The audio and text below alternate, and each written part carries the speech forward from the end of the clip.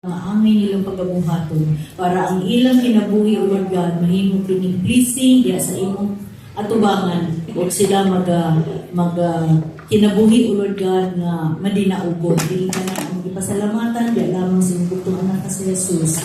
Amen. Amen. Okay? Ang title sa atong mensahe karon is The Law of Focus. Ang balaod sa focus ang saya. Ha? Focus gyapon. Focus gyapon. Okay, basta kayo muna na. The law of focus. Okay? Atong basahon diya sa Philippians chapter 3, verse 13 to 14. Akong gihangyot ng kisa ng may Bisaya nga Bible, may mga basa kay para klaro yun. Sige, kinsa mo basa, ang dakong tingog. Philippians 3, verse 13 and 14. Isa mo na makabasa, may 1 million. Okay, wala yun.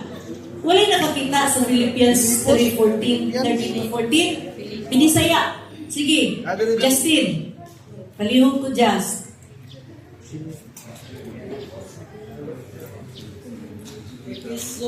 Filipos 3:13 to 14. Okay. Hinoon mga igsoon, wala gayon ako magunahuna na nakabot ko na ang akong gitinuwa. Ang himo ko mawa pagkalimot sa nangagi o ang pagpaningkamot tutog sa mahimo makaabot sa daganan. Busa, pagdagan, ako diretso gayon sa daganan aron maangkon ko ang ganti sa pagkatinawag sa Dios pinagi ni Kristo Jesus ngadto sa kinabuhing walay katapusan. Okay, thank you. Ang akong Bible in English na ni siya pero wala na po na klaro ang kani akong gusto ipakita. Sa Bible sa New Testament, kaupat yun gibalik-balik ang one thing. Okay? So sa ako sa Philippians 3:13 to 14 it says, "Brethren, I count not myself to have apprehended, but this one thing I do." Okay? So this is the first one thing. But this one thing I do, forgetting those things which are behind and reaching forth unto those things which are before. I press toward the mark for the prize of the high calling of God in Christ Jesus. So akong pangutana karon sa ato tanan, kinsay makapataas sa iyang kamot nga makaingon ka nga ready ka na sa imong kinabuhi in the future. Ano na kay plano ba? Kisa sa ato doon may plano sa itong kinabuhi. Okay, daghan. So, mula ng pataas, wala mga plano. Okay. So, kanadi ko mga plano nga mag-ingon, 2 years from now, I will already graduate from my college. Kung estudyante ka karon nga napakas high school, nagpinuha gyud ka nga makagraduate. So, ang imo iputa ma-focus sa imong mind na duha ka tuig na lang gyud karon mo graduate gyud ko. So, imong focus na sa imong pag-graduate paghuman. Pila sa ato mayon ka dinhi nga 5 years from now I'll be able to have a house of my own. Isa pa nang andoy nga dunay balay. Pila ka tuig? 10 years? Layo pa sa daming 10 years. Oy, 5 years. Okay. Christine, wala naman kay balay. Ang imog yun. Yung balay, hindi ikaw dito lain. Okay, so inana, no? Doon na tayo ipangbutang sa tumuna-una ng mga plano. Okay? Which is good. Ngunit gusto ni Lord, doon na din kay plano. Or mayroon ka na nakitrabaho, stable na kami, mayroon ka nga, 1 year from now, nanagin ko'y 4 wheels drive. Di, isa may gusto 4 wheels drive. Karon 2 wheels, daghanan na nila, uy. So, kung kinsay mauna, buti pa sa butaan na, lakas ka kang Lord. Di ba? O, lakas ka kang Lord. Now, siguro minuta, 3 years from now, I will have a business of my own. Naguna-una ba ta, anak? Doon na tayo mga plano, that's good. Doon na tayo plano. From 1 year from now, I will get married. Kinsa ka, alabi patas ka mo. Wala, sige. Parahil sa po single. O, diba? 1 year from now, I will get married. In Proverbs, ingon sa Proverbs 3, lean not in your own understanding, but in all your ways acknowledge Him, and He will direct your path. Dili sayop nga magplano ta. Ha? Dili ko ti pasabot nga magplano ta, magpuna-una ta kang Lord. No. Kinahanglan doon na tayo plano. Kaya unsa maihatag ni Lord kung wala tayo plano. Pero kinahanglan ang atong plano, atong ihatag kang Lord. Ingon niya sa Proverbs, lean not in your own understanding. Ayaw pagsalit sa imong una-una. But in all your ways, sa tanan nimong pagabuhaton, acknowledge Him, and He will direct your path. So, ang number one thing nga gusto ni Lord, kaning ingon din sa verse 13, but this one thing I do, forgetting those things which are behind, and reaching forth unto those things which are before. Siguro daghan sa ato, labi na gining husband and wife, no? Pag maabot gani bito ang nilang topak, mura na dahil na siya replay sa plaka. Mawag sige balik-balik. Kabalo naman ni ay ka, nga maulit na sa balik-balikon, imo yun gihapong balik-balikon. Di ba? O, na yung magkinuhita ako nakita, o. Kaya nga naman, sige lagi balik-balik. Ang imo din sa Bible, but this one thing I do, forgetting those things which are behind. Katong nang labay na, ayaw na itong balik-balik ka. Kaya mo siya ang makakos na mag-away yun. And reaching forth onto these things which are before. Ayaw na itong balik-balik ka itong sa una, kundi look forward to the things ahead. Nagplano ka na nakay balay. Pero kung naakay kwarta, mura man sa tamuhan di millionaire. Bisag piso, wag yun na save. Kay tanan yun gipalit. Murang maghilak yung ang adlaw kung dili mahurot ang iyang kwarta. Di ba? Na sa ato, no? Nga murang sakit kita itong buhot kung dili mahurot. Pag naakay 1,000, hurot to. Pag naay 5,000, hurot to ng kityapong. Wag yun nabilin. So katong mga mga palahubog na pimiga iwawali ni Bishop ni Pastor Josh Banga, kung i-compute pa nimo sa pila ka tuig nga tanduay imong gipalit, karon unta nakabalay ka na. Ang kada halublak mas mahal pa ang tanduay. Di ba? Ang usa ka tanduay duha ka halublak. O di within siguro 1 year daghan din kay kag halublak. So nakabalay na unta ka after 5 years. Pero dili man mas labi man yung tanduay kag halublak di man mainom.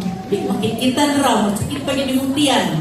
Di ba? So yun din one thing I do, forgetting those things which are behind and reaching forth onto those things which are before.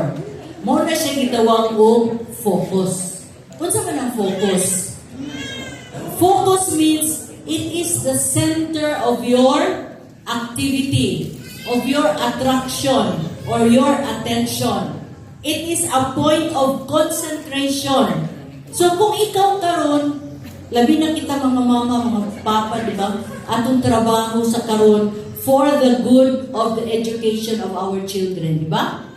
So, kung doon na may mga butang na dili angay, dili siya priority, ayaw i-spend dito. Mas maayo pang imong isave.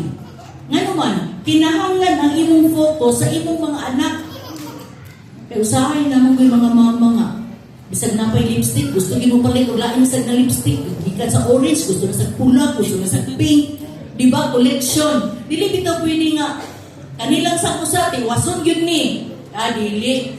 Diba? Kaya magterno-terno mo sa itong sanina. Kung pink atong sanina, pink sa itong lipstick. Di na kung naunta siya importante. Diba? Pila bang lipstick karon? Ha? 130? Ay nga. Samot na ko, signature. So, muna siya no, kinahanglan focus ta sa unsay atong gusto mahitabo sa atong kinabuhi. Now, ingon din ni, focus is very important in the ministry sa ato nga nangalagad kang Lord o sa usa ka kinabuhi sa usa ka tawo. Pag wala ka ning focus, less kaayo ang kana bitang achievements sa imong makuan, mahimo sa imong kinabuhi. Kay nga naman, bisag asa man ka pagkaroon na ay style din dito ka. Mag-uso na sa trabaho sa kanila, max sa na ba na din Kanang Max, sana kanang kwarta-kwarta ba nga naas kuan. Kusukin na sa Negros karon para gyud mo itong piramide. Okay? Dili sa Bitcoin, basta murag Metmax, murag tunay basta na IMAX. So, kadaghan na dito karon ang ilang mga anak wala na naka-eskwela, kay dito nila ibutang sa Metmax. Dito mura silang nag-savings kay kuno pirmi paspas ang sulod. Without them knowing nga pag-abot sa katapusan, maparihara gyapon na sa una, that is a scam. Diba?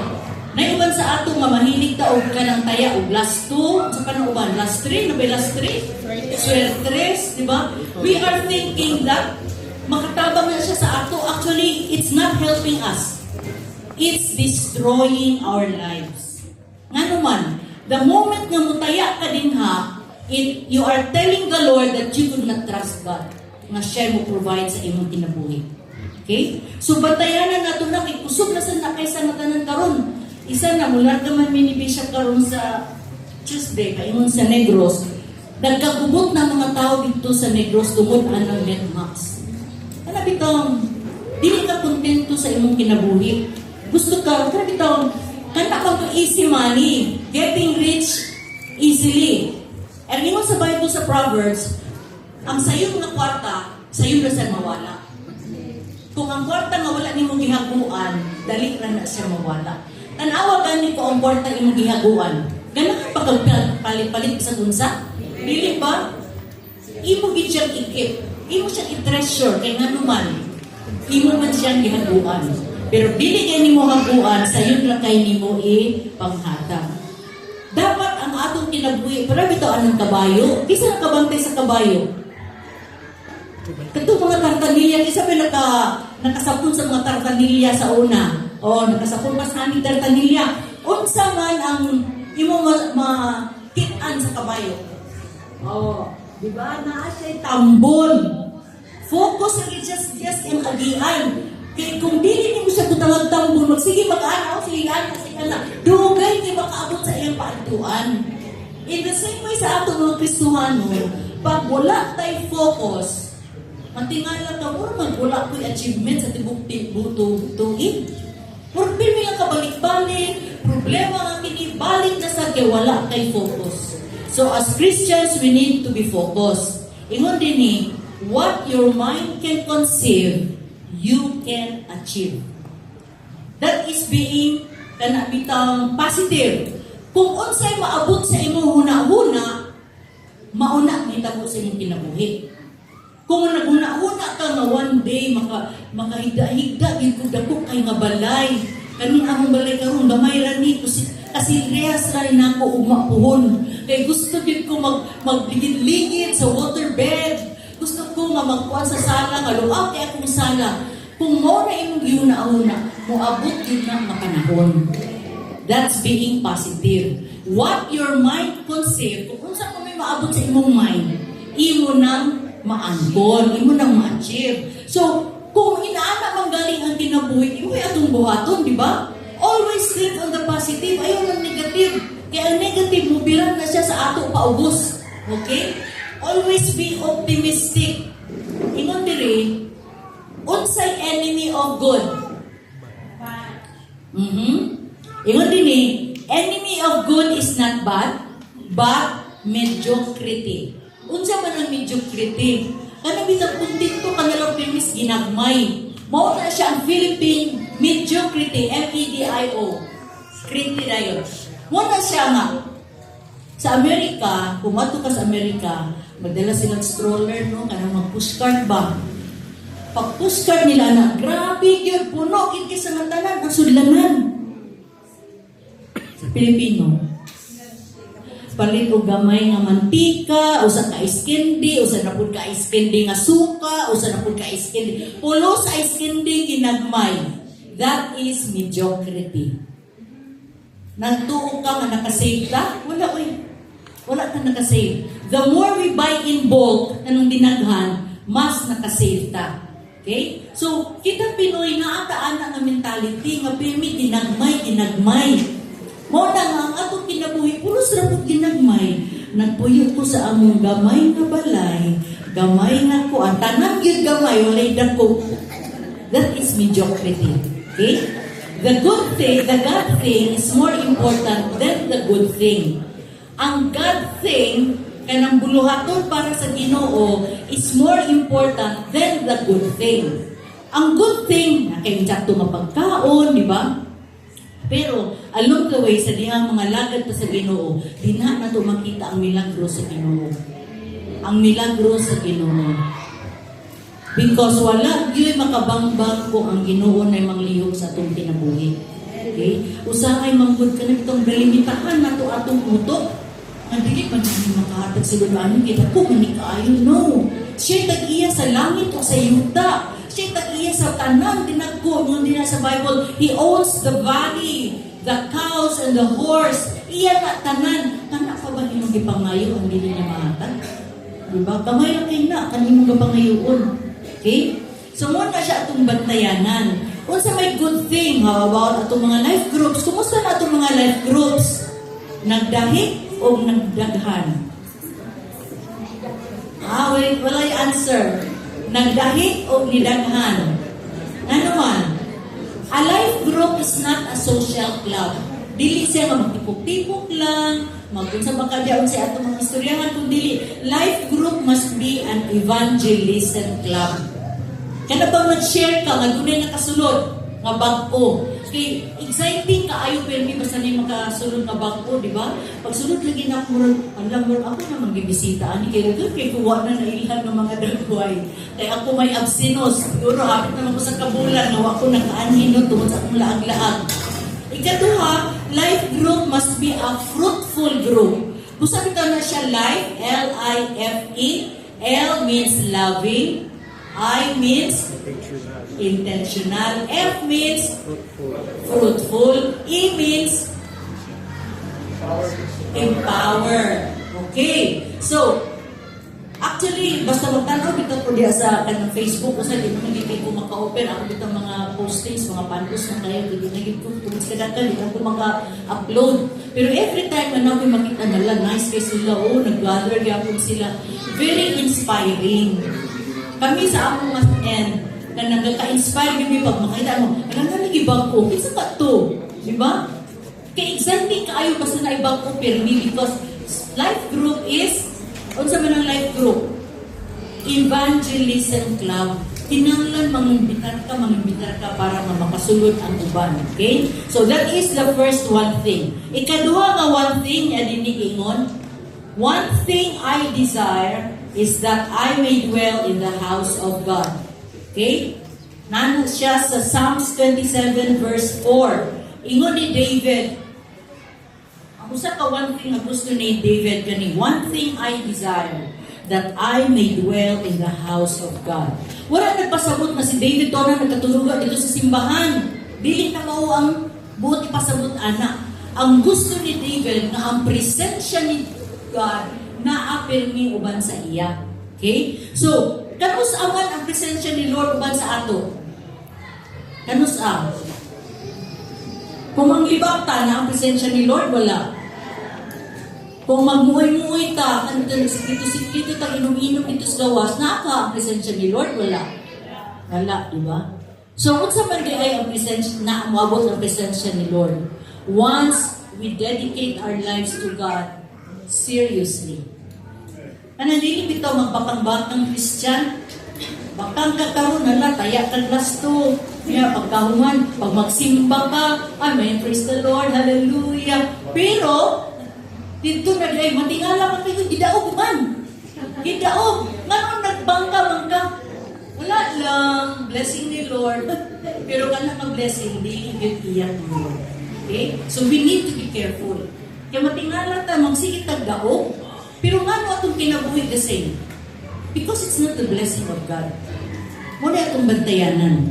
Ang ino ni David, one thing I desire, that I may dwell in the house of the Lord forever.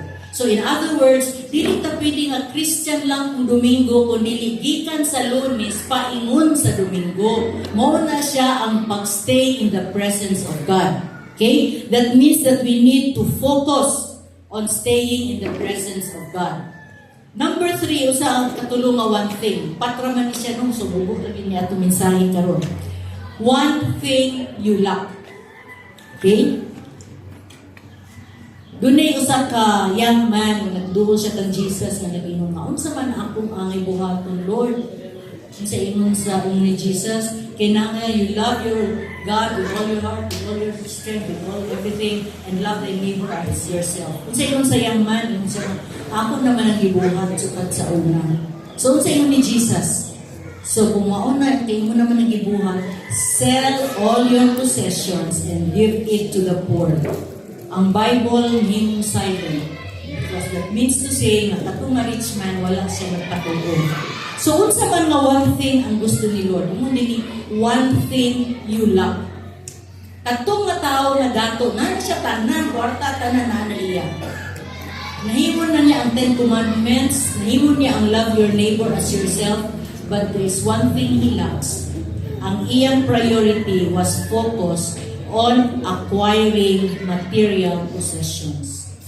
So let us be careful as Christians. Kaya usakay ang atong kinabuhi na bitaw gusto nato ato lang. Okay? Which is dili na gusto ni Lord. As Christians, we need to share. Okay? Many of us cannot follow God because of our possessions. Dili ko makasimba kay ang among baboy walay magbaho. Diba? Dili ko makasimba kay gapanglakaw ko basta Domingo. Okay? So what does, kung yun ana atong reasoning, you are just telling that God is not your priority. God is not your priority. One time nakawatan mi, kanang balik ako, nakawatan mi kaya wala pa man siya grills. Tungod kaya ang among silingan ng kabalo nga, basta Domingo wala ang tao. So ragahan kaysa nakuha. Pero what does it matter if you own the whole world but you don't lose your soul? Diba? Ano sa Bible? What does it profit a man if he owns the whole world but suffers to the loss of his soul? So, di na niyo makita kung unsay imong priority. Ang Ginoo ba sa panahon sa pagsimba? Or ang imo ba mga achievements at kanang imong mga possessions and everything? On Matthew 3:33, tsada kayo na siya na verse, di ba? Sa galing na? City first. Ha? Louder, please. Yes. Tanawa gani, kung ato itong himay-himayon, we need to say ato be word for word. Seek ye first. Unsa kuno? Pangitaa og una ang gingharian sa Dios o and His righteousness. Mo na ang kadaghana nga dili ka kaapil sa diha mag-memory verse ta. Seek ye first His kingdom and His righteousness. Nga naman, kay ang gusto ni Lord, dili lang ang iyang kingdom, kundi ang iyang pagkamatarong. Kaya ba iyang pagkatao nga, dili siya manglupi, dili siya magmakap, dili siya mag-judge sa uban. Because that is right. That is what is righteousness, di ba? Seek ye first His kingdom and His righteousness. Unsay sunod? And all of these things shall be added unto you. O kining tanan, dili half, dili 1/3, dili 1/4, will be added unto you. Bisan pagbana kung nagkinahanglan ka, i-add na ni Lord kay everything man. Di ba? And everything shall be added unto you. So muna siya atong bantayan ng Christians. Tungod kay, siguro, ano man lagi, nagsik naman lagi ko, wala man lagi gihapon. Kasi nagsik ka, pero ang righteousness, wala inubuhatan. Which is important. Dili man ang ingon din na nga, seek ye first the kingdom of God or His righteousness. Dili man or. And, sumpay. Dili sila pwede magbulat. Okay? So yun yun ang pagkinabuhi nga isip usa ka Kristohan. Ikaupat, ang sagiingon din in John 11:42, kinsay na aday Bisaya nga Bible. John 11:42. Alihog basa. Kaya, dito man. Ana? Dito pa rin na, laktusan mo. Mga Bible wa. Kani, Wala ba yung nakakita? 32. Sige lang. 11:42. Ako nahibalo nga ikaw mamati. Kaya ako sa kanunay. Wala din ako madumon. Madumon. Sige. Ako nahibalo nga ikaw mamati. Kaya ako sa kanunay. Apan di ba mulong ko kini tungod sa panon sa katawhan nga nag-alirom. Aron sila muto nga ikaw mao ang nagpadala kanako. Okay. Noon sa akong Bible. And I knew that thou hearest me always, but because of the people which stand by, I said it, that they may believe that thou hast sent me. Okay? Ang giingon din ni, one thing is needful. Do na gyoy kinahanglan. Ang usa ka butang is needful. Yung ikinahanglan gyud. Unsa man na? Unsay kinahanglan gyud? That thou hearest me always. Nga kinahanglan di itang maminaw gyud pirmi sa instruction ni Lord. Needful gina siya, kinahanglanon gina nato. Okay? To learn, unsa itong kinahanglan? To learn, to study the Word of God. Kinahanglan di bitaw ta ka ng maghunong sa pagtuon sa pulong sa Ginoo tungod kay the moment yun ini kung dili na gani kuno ta kumuhunong na kuno ta pag-learn, if you stop learning then you start dying, di ba? Kung wala na kay i-feed, pareha gud na siya sa ato, di ba? Doon na may kauban no nga namatay siya tungod kay di na gid siya mukaon. Mamatay gid ang tao no basta di na mukaon. Gikapoy naman siya, akong brother-in-law. Di bangagan na yung dinhi, pinalan na siya ng murag. Yung GP may tawag ano, makauna na. Pero sa kadugayan siya nag-give up. So, pila lang ka days after na wala siya kaon, namatay na siya. So, kita di Kristohanon, kung dili ta mukaon sa pulong sa Ginoo, mamatay na gyapon ta spiritually. Okay? Mamatay man gani ang tao di pa kanon physically, how much more kung spiritually? Ingon nila tambok pa ang 10 centavos sa atong kalam. Nakabalungan ng 10 centavos na karaan sa unang murag babae, itaw siya nga gaana nga nipis gid kay sa nga tanan. Una ingon nila, ang Kristohanon nga dili mukaon sa pulong sa Ginoo, mura siya og 10 centavos ang karaan. Ingon nila tambok pa Diyos. Tambok pa ang 10 centavos nga karaan kay sa atong espiritu. Mukaon man gani ang atong physical body, pamahaw, paniyot panihapon, napag-snacks in between, pero ang atong kalam, dito ni Domingo makakaon. So, ang mahitabuan na, malinoris atong kalam, diba? Magian na las panil sa puan, Pepsi baka or panil baka sa Mallorca, tumba ka na diritso, tungod sa imong kabuyang. Kaya walay sulod ang atong mga espiritu. Okay? The more you learn, the more you realize that there are a lot of things that you do not know. Sa niyang nag-seminar ni dito sa Davao about an transformation.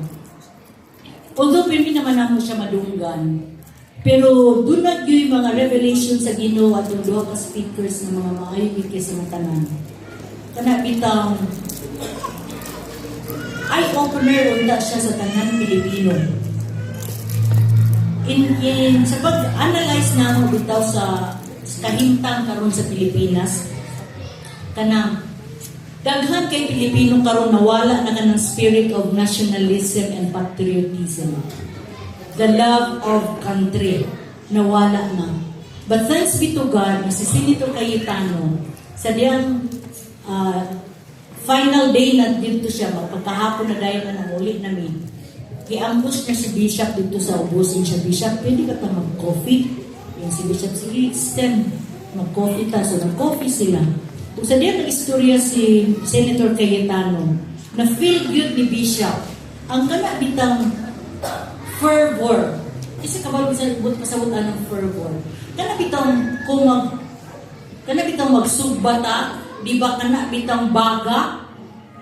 Gabi na siya kainit. Ingon ana ang feeling ni Cayetano to transform the whole Philippines. Unsa ang maniya kung siya isa? Di ba wala gihapon? Pero ingon pa sa among speaker na si General Bina, if you want to transform the Philippines, transform the police force. Ang police force kuno unahon pag-transform. But sad to say, nga under sa leadership karon ni Marcos, there were, how many pila kay ito ka mga policemen sa Davao nga gipangtanggal ni Marcos gibalhin niya sa laing lugar.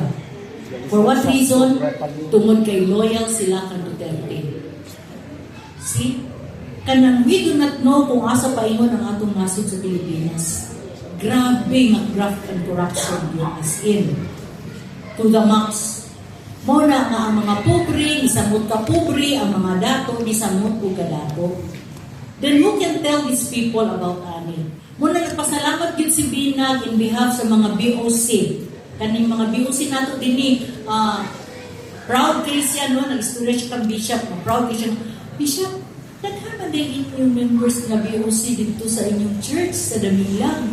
In siya nga, sila halos na membro, ako rin gili, ingon ni Bishop. Kaya nga naman, nakita niya sa kanang attendance ba nga ipadala, nga dagan kayo Blessed Hope Damilang. And moto mag-ofera niya si Joshua nga kung pwede ba nga siya'y mahimong dako-dako sa whole of Bukidnon, Cagayan. As, si tawag na, Region 10, di ba? I-offeran siya nga mo paraan, pero ina siya ni Bishop nga ayaw lang sa kay basin o mo-deviate siya sa atong original plan sa Blessed Hope. So muna siya karon na it is a challenge for us, no, kay katong among seminar dito, pandit siya kanang for reformation and transformation of the whole Philippines. Ang reformation and transformation of the whole Philippines magdepende sa imo ug akong pamilya. Kung dili nato ma-disciple, ma-disiplina ang atong kaugalingong pamilya, paggawas nila society, sila mo ibadluhon sa society. That is why the smallest kanang entity sa whole of the country, nagsugod siya sa pamilya, sunod dayon dito sa iyang community, sunod dayon sa iyang city, until maabot siya sa whole nation. So, pero dito siya magsugod sa pinakagamay na entity, which is the family. The basic unit of the society is our family. So, muna nga kinahanglan yun nga, ato bitong tanawon, nakurat kay ko kay pag closed door nila meeting ni Bishop Uguban ng Senator Cayetano. Ang iya pong asawa, sa amo po mga pastor's wives mag-stay. Istorya niya. And you know what? Kung sa ilang ginabuhat karon na sila gitawag og mental health program. Nga gasudlo nila ang DepEd karon. O ang DepEd o other government offices naa sila in aning organization, well-funded, pero wala sila strategy, wala sila yung sa buhaton. So karon ang asawa ni si Mayor Koan, kanang Landy Cayetano, naghimo sila og unsay buhaton. Imagine, 8 years old na mga bata nahikong na. Unsay rason? Cellphone. Kaning atong mga bata, pabili na itong madisiplina sa cellphone, pag kahapon nag-live group man ko, no? So doon sa kalula nga nag-appeal, na din siya ako nga 2 years old kapin almost 3. Pag-ato niya sa ilang balay sa iyang anak, nagdulaw ay yung cellphone, ang mangod o magulang. So karon gikuha sa lula ang cellphone. Grabe king tantrum sa bata. Hala, sipa, namay din laway nito. Wild yun kayo siya. 2 years and a half. Unsa na lang kaakomoda ko na. Diba? So, muto na imo ng asawa ni Cayetano, we are more challenged because 8 years old pa, nag-suicide na, tungod lang sa cellphone. May bawan ni mo ang bata, kung addict na siya sa cellphone, the moment imo siyang kuhaan ng cellphone, maglasong yun. Maglasong. So, that means addict na din siya. So, wala siya karon no as a church, kinahanglan nato buhaton ang atong responsibility as citizens of this country and as part of the family of God dinhi sa atong atong simbahan. Okay? So, padayon kita sa atong life group tungod kay kung wala tay focus diha sa atong pagpangalagad sa Ginoo, diha sa atong mga pamilya, we will end up na isa ta sa badlungon sa atong society.